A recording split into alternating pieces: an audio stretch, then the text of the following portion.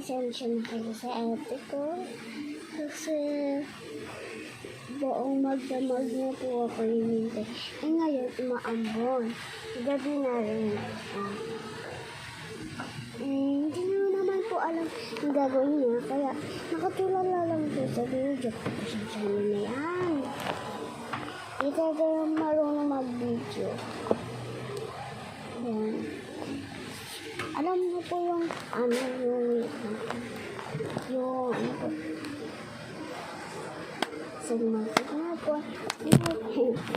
signal po. Ayan. Signal.